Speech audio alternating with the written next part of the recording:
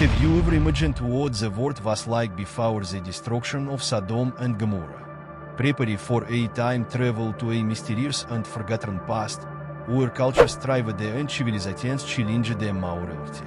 In this video, we will uncover the secrets of these legendary cities and what led to their downfall. And attention! What you will discover here could completely change the way you see the story. Before starting, I'll ask you leave you a like and subscribe to the channel. This is super important to help bring this content to more people who, like you, are looking for answers and in-depth knowledge. Also, don't skip any part of the video. Every detail was thought out to reveal crucial information to you, and, at the end, we will have a surprising twist. To accompany every minute this video is essential, because you're not just talking about history, you're exploring themes that resonate to this day. The fate of Sodom and Gomorrah is not just about the past. It holds powerful lessons for our future. So stay until the end and let's find out together what happened before of everything turning to ashes. Imagine a world of vast plains, fortified cities and people who shaped their existence around ancient traditions.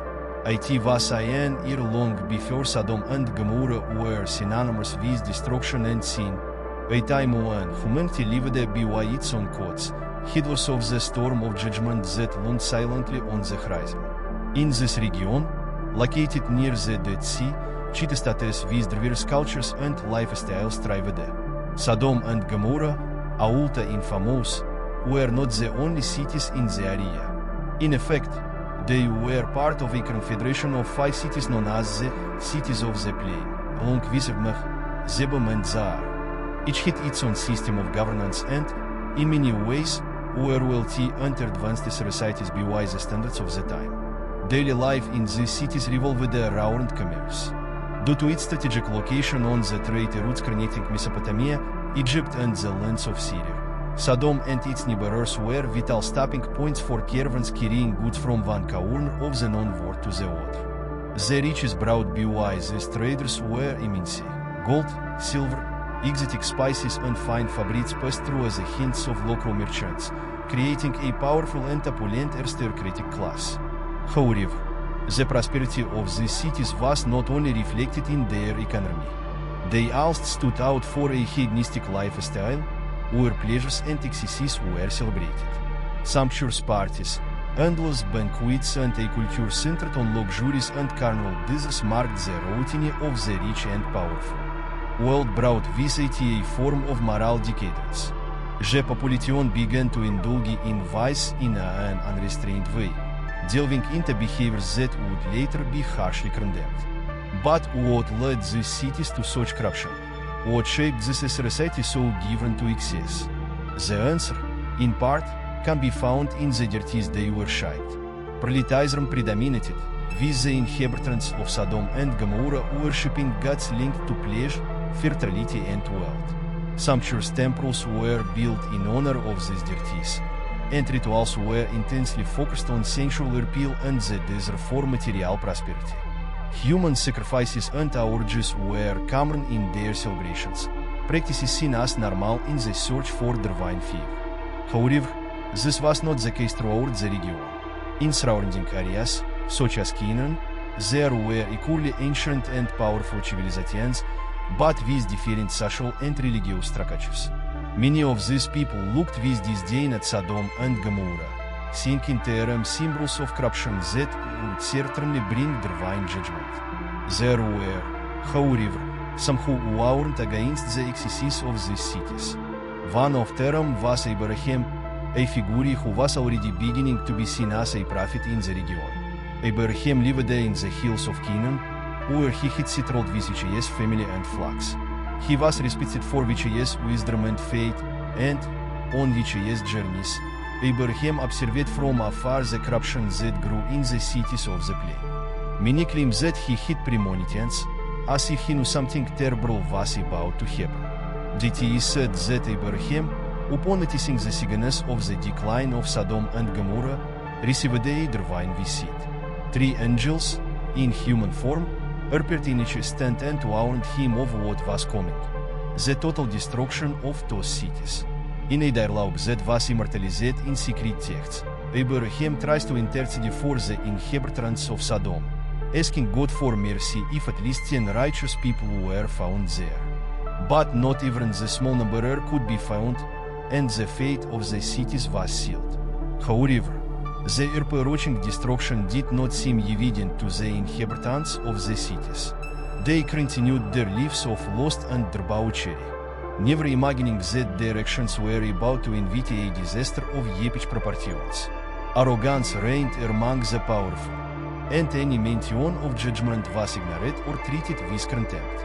For them, their cities were impenetrable, and the prosperity they experienced seemed eternal. The story of Lot, Abraham's nephew, is central to understanding what happened in those final hours before the catastrophe. Lot had chosen to live in Sodom because of its riches, but unlike its inhabitants, he held true to the principles taught by his uncle. Still, Lot was immersed in corrupt society, closely observing the degradation occurring around him. When the two angels arrived at his home, warning him of impending destruction, he hesitated. But it was hard to believe that all that greatness could be swept through in the blink of an eye. Even in the face of the angels' urgency, Lot tried to warn his future son-in-law, but was ridiculed. No one believed that a disaster was coming.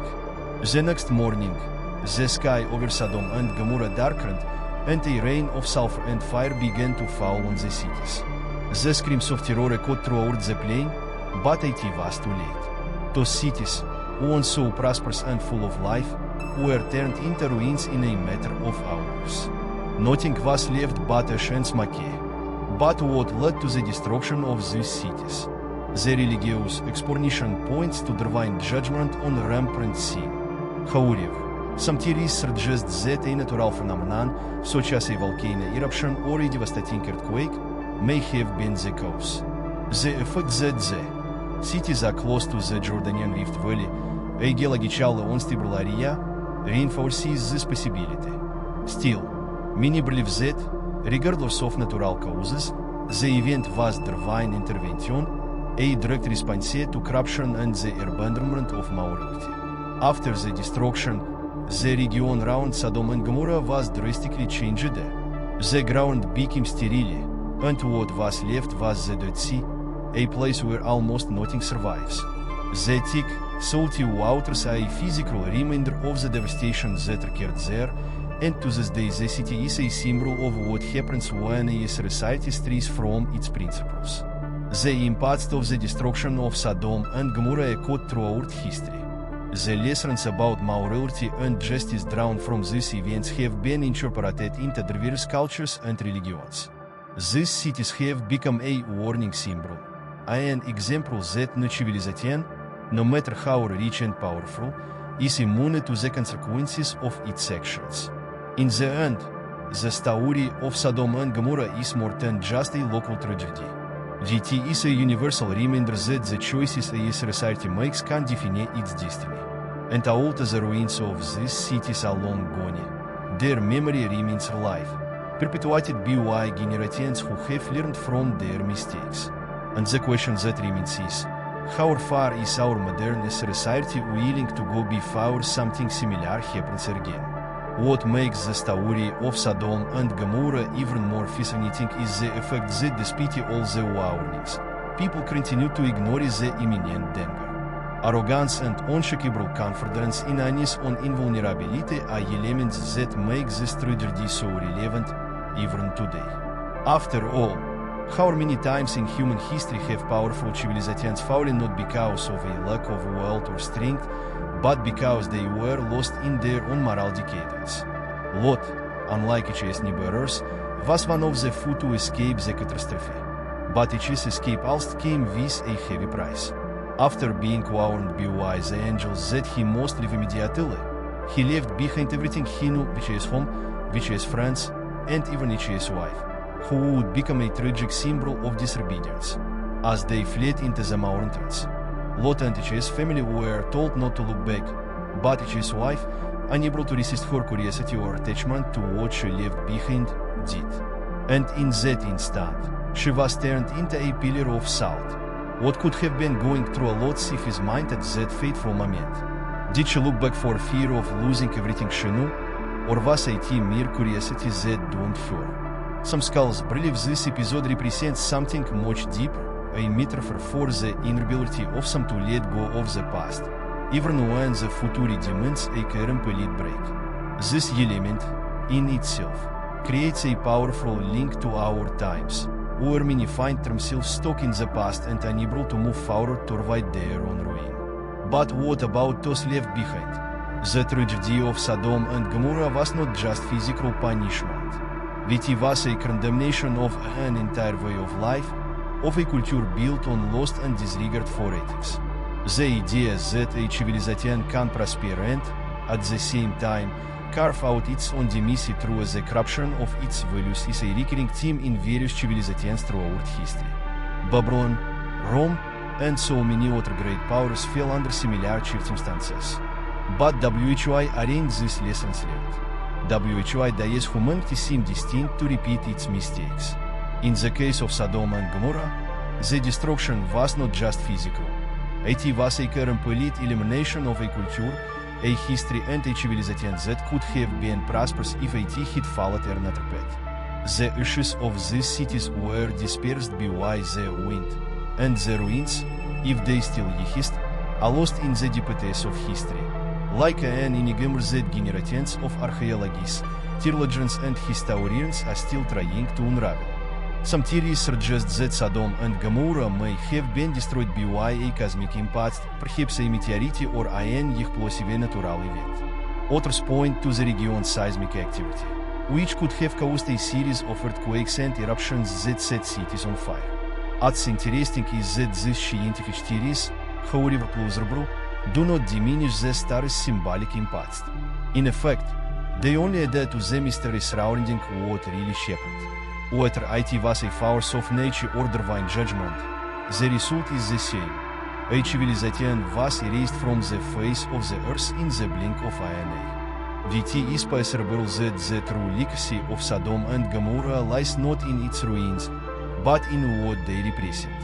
The history of these cities has been told and retold over millennia, with new interpretations and lessons being drawn as generations change.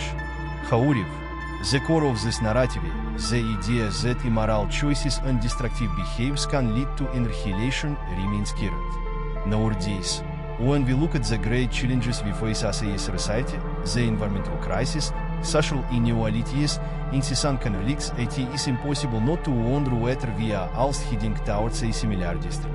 Are we, like the inhabitants of Sodom, ignoring the warning signals that appear before us? Greed, contempt for others, and the unrestrained exploitation of natural resources are behaviors that can lead us to a collapse similar to the one that hit those ancient cities. But, just like in the story of Sodom and Gomorrah, there are always those, like Abraham, who tried to intercede for humanity. Warning voices are everywhere, warning us of the dangers we face and calling for change before it is too late. However, the question remains, are we listening to these warnings, or are we following blindly towards the abyss? The catastrophe of Sodom and Gomorrah needs to be seen not just as an event of destruction, but as a lesson in the human capacity to regenerate and avoid total destruction if the right changes are made in time. Lot was saved, but its survival was not just an act of divine mercy. It was also the result of a conscious choice to leave behind a corrupt way of life. This is the lesson that resonates to this day. The ability to change before disaster is inevitable, and that story continues to have an impact. Mentions of Sodom and Gomorrah remain alive in debates about morality, justice, and the consequences of reckless choices. These cities, or what they represent, are a mirror that forces us to look at our own failures and excesses, and to question the extent to which we are willing to ignore the warning signals that are set in our own time. Ultimately, the legacy of Sodom and Gomorrah is an invitation to reflection. Its ruins may be gone, but the lessons they leave us are timeless. They remind us that the greatness of a civilization lies not just in its economic or military power, but in its ability to maintain its principles and live fairly. And the question I leave for you, member of Vivron the YouTube, and for you audience to reflect on is, have we learned from the past, or are we doomed to repeat the same mistakes? We have reached the end of this incredible journey about the world before Sodom and Gomorrah. If you were impacted by everything we discovered today, don't leave without leaving you a like and a subscribe to the channel. This is essential so that more people can learn about these fascinating stories and reflect on what they mean for our world today. And if you found this video interesting, don't miss the next one, where we will explore what happened next of the destruction of Sodom and Gomorrah. What were the consequences for humanity and how did these events shape future civilizations? I guarantee the answers will surprise you even more. 10. Click on the video here and continue with us in this discovery of historical secrets that can change the way you see the past and the future.